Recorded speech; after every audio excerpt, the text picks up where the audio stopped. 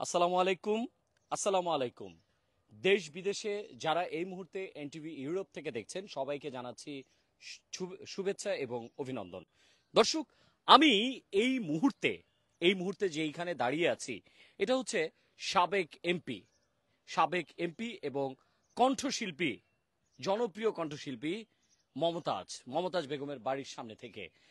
আপনারা জানেন যে মমতাজ তিনি গ্রাম বাংলার মেঠো পথে হেঁটে বেড়াতেন, একটা সময় ফুটপাতে গান গাইতেন।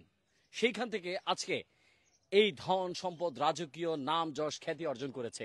কিন্তু মুহূর্তের মধ্যেই যে ২৪-এর যে আন্দোলন হয়েছে, মুহূর্তের মধ্যেই সব ধন সম্পদ রেখে তিনি আত্মগোপনে ছিলেন। আর আত্মগোপনে থাকার পরপরই গত গত ২ দিন আগে তাকে ঢাকা থেকে একটি বাড়ি থেকে তাকে গোপন সূত্রে খবর পেয়ে তাকে ওইখান থেকে আটক করা হয়। দেখতে পাচ্ছেন একেবারে নীরব তার বাড়ি পড়ে আছে। এই যে বাড়িটা আপনারা দেখছেন, এই বাড়িটাতেই মূলত মমতাজ বেগমের বসবাস। যখন তিনি রাজনৈতিক কার্যকলাপ চালাতেন এইখানটাতেই সকল নেতাকর্মীদের ভিড় বসতেন। এমনকি আপনাদের আপনাদেরকে যে জিনিসটা আমি জানাতে চাই, মমতাজের যে বাড়ি, যে অর্থ সম্পদ গুলো হয়েছে, এইগুলো তার যে স্থানীয় যে লোকজন আছে বা তার যে বাড়ির দায়িত্ব আছে, সে বলেছে তিনি তো একদিনেই অনেক কনসার্ট করে অনেক টাকা পায়। তো এই যে দেখতে পাচ্ছেন এটা হচ্ছে তার বাবার মাজার বা কবর, আমরা যেটাকে বলি কবর। আর এটা হচ্ছে তার বাংলো বাড়ি। আর এটার পাশে আপনাদেরকে একটা জিনিস দেখাতে চাই, যে এখানটাতে উনি ওরস শরীফ পালন করতেন। এই যে এই এরিয়াটাতে উনি ওরস শরীফ পালন করতেন। তো আপনারা দেখতে পাচ্ছেন এই এই প্রাঙ্গণটিতে তিনি ওরস শরীফ পালন করতেন। আপনার ভিডিওটা একটু শেয়ার করে দিন। আপনাদেরকে একটা জিনিস বোঝাতে চাই বা জানাতে চাই যে সম্পদ, ধন সম্পদ মানুষকে যে সুখী করতে পারে না, এটার প্রমাণ হচ্ছে এইটাই। এই যে দেখুন এমপি মমতাজের এইখানটাতে দাঁড়িয়ে বাংলাদেশের বাউল শিল্পীরা হরদম গান গাইতেন, এখন শুনশান নীরব। আর এই বাউন্ডারির পাশে যেটা দেখতে পাচ্ছেন এটা তার পৈতৃক ভিটা বলা অনেকেই বলে। তো এই যে দেখতে পাচ্ছেন মমতাজ বেগমের মায়ের এখানে ছবি আমরা দেখতে পাচ্ছি। আর এই সেই বটতলা, মধুর বয়াতির যে বটতলা, আর এখানে মধুর যে মেলা হয় সেটার কিছু ছবি আমরা দেখতে পাচ্ছি। আর এই যে হচ্ছে মমতাজের পরিবারের সদস্যরা, তিনি তার ২ মেয়ে এবং ১ ছেলেকে নিয়ে এখানটাতে আমরা ছবিটা দেখতে পাচ্ছি। কিন্তু তার যে সাবেক স্বামীরা আছে তাদের কোনো ছবি আমি এখানে দেখতে পাচ্ছি না। অনেকেই বলছে যে ৪-৫টি তার বিয়ে হয়েছে, একটিও টিকেনি, একটিও তার সংসার টিকেনি। তো দর্শক, আবারও আপনাদেরকে বলি, শিল্পী মমতাজ শেষ ভাগ্যটা এমন হয়েছে, মানে এখন পর্যন্ত তার এমন হয়েছে, আদালত চত্বরে যখন তাকে উঠানো হয় তার স্যান্ডেলটা হারিয়ে গিয়েছে। আমি শুনেছি স্যান্ডেলটা হারিয়ে গেছে। যারা এত ধন সম্পদ থাকার পরও একটি স্যান্ডেল তার কপালে জোটে না। এখন একটু দেখাই আমি উনি কোথায় থাকতেন, এই বিষয়টা আমি আপনাদেরকে একটু দেখাই। এই জায়গাটাতে উনি ওরস করতেন, অনেক ভক্তগণরা তা এখানে আড্ডা দিতেন। আপনাদেরকে আমি কথা বলিয়ে দিব যে এই বাড়ির যে দায়িত্বে আছে, যে কেয়ারটেকার যে দায়িত্বে আছে বা ওনাকে গুরু মা হিসেবে জানে, তার সাথে একটু কথা বলিয়ে দিব। দেখুন, যেই বাড়িতে পা ফেলার জায়গা ছিল না একটা সময়, মানুষের এত ব্যস্ততা ছিল, সেই বাড়িতে এখন কুকুর ঝিমাচ্ছে। বাস্তবতা এটাই। ধন সম্পদ, বরাবরই বলি, ধন সম্পদ কখনোই আপনাকে শান্তি এনে দেবে না, কখনোই শান্তি আপনাকে এনে দিতে পারে না। যদি আপনি ভালো কাজ বা মানুষের কাছ থেকে সম্মান না নেন, আপনি কখনোই মনের দিক থেকে শান্তি পাবেন না। মমতাজের বাড়িতে এখন কুকুরের বসবাস। আমি আপনাদেরকে দেখাই, এই যে একটু কাছ থেকে দেখাই। এটা হচ্ছে মমতাজের যে পিতা আছে, মধু বয়াতি যাকে বলতো, তার কবরস্থান। এটাকে কেন্দ্র করে এখানে প্রতি বছর একটি বাৎসরিক মেলা হয়। এই বাড়ির যে দায়িত্ব আছে আমি তার সাথে একটু কথা বলবো। আমি এনটিভিতে এই মুহূর্তে লাইভে আছি, এনটিভি ইউরোপের পক্ষ থেকে লাইভে আমরা আছি। আপনার নামটা একটু বলবেন? আমার নাম আনন্দ কুমার দত্ত। আনন্দ কুমার দত্ত। দত্ত। আচ্ছা, আনন্দ কুমার দত্ত ভাই, আপনি এই বাড়ির দায়িত্বে আছেন কত বছর যাবত? 1 বছর ধরে থাকি। 1 বছর।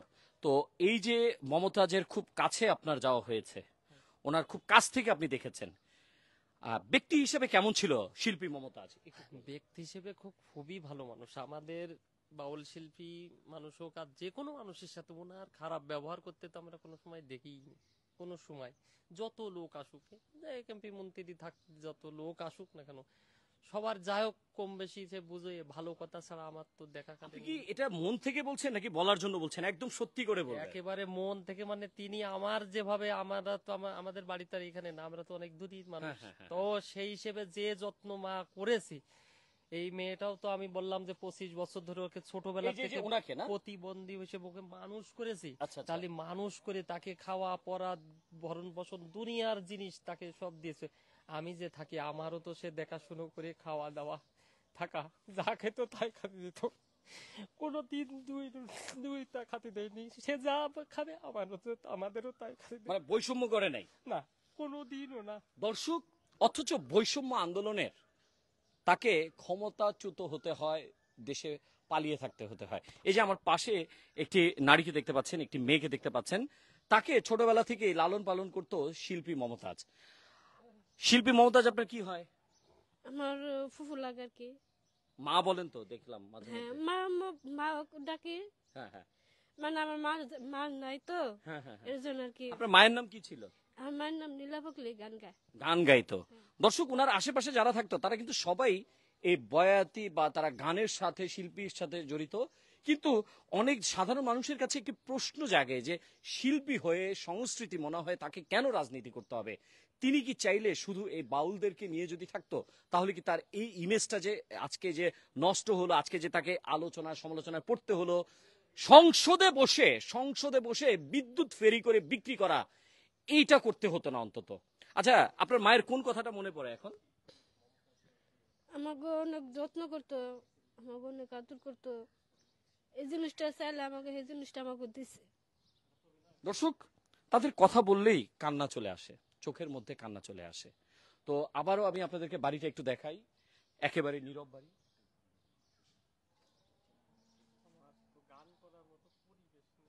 তো দেখতে পাচ্ছেন যে একেবারেই নীরব। তো আপনার মা আপনাদেরকে নিয়ে কখনো গানের আসর বসাতেন ঘরে? অবশ্যই বসছে। হ্যাঁ, হ্যাঁ, বসে। আপনার মার তো অনেক জনপ্রিয় গান আছে।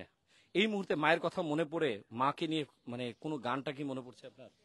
মার গান তো বহু, মার ক্যাসেটের গানের কোনো আপনার মা যদি এই মুহূর্তে মনে করেন ভিডিওটা কখনো দেখে যে আমার সন্তানেরা এই ভিডিওটা আমার তখন আমার জন্য কিভাবে কান্না করেছে এই ছেলেটা, অবুঝ ছেলেটা, তো তখন এই স্মৃতিচারণ হতো।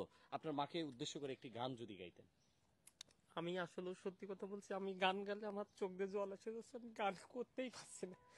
তারপরে মায়ের গান, মার কাছে আমরা গানের মানুষ, গান পড়ি অবশ্যই, কিন্তু এই মুহূর্তে মনে করেন আমার ভেতর থেকে গান, আসতেছে না। ভিতর থেকে গানটা ভালো আসতেছে না। আচ্ছা, আপনি দেশবাসীকে কি বলতে চান? এই মুহূর্তে নানা দেশের, বিভিন্ন দেশের, বাংলাদেশ সহ ইউরোপের বিভিন্ন লোক আপনার এই লাইভটা দেখছে, তাদের উদ্দেশ্যে আপনি কি বলতে চান? সারা বিশ্বের লোকের কাছে বলতে চাই, আমার মা তো আসলে দোষী না। যদি কোনো দোষ থাকে তাহলে তার তো অনেক লোকজন তো আসতো যে না আমার এই দোষ করেছে, কোনোদিন তো সেইভাবে কেউ আসেই নাই, কোনো দোষী না। আমরা একই আকুল আবেদন করা হলো, সারা বিশ্বের লোকই বলবে সে বাউল শিল্পী মানুষ এবং কণ্ঠশিল্পী, সারা বিশ্বে তার নাম করা শিল্পী মানুষ। তাকে সবাই অনুরোধ যে গান গাবে এবং ছেড়ে দিতে হবে, এই, তাছাড়া আর আমার কি চাওয়ার। দর্শক, তার ভক্তরা বলছে আমার মাকে ছেড়ে দেওয়া হোক, তার সন্তানেরা বলছে, মানে শিষ্য যারা, তারা বলছে আমার মাকে ছেড়ে দেওয়া হোক, আমার মা প্রয়োজনে রাজনীতি করবে না। এটা ভক্তদের দাবি, আমার মা আমাদের মাঝে ফিরে আসুক। তবে বাংলাদেশে যে এতগুলো প্রাণ চলে গেছে, সেটার জন্য একজন মমতাজকেই ধরলে হবে না। এর পেছনে মূল হোতা যারা ছিল, তাদেরকে আইনের আওতায় এনে অবশ্যই তাদেরকে শাস্তি দিতে হবে। এটাই সাধারণ মানুষের চাওয়া। কারণ যার যায় সে বোঝে হারানোর কি যন্ত্রণা।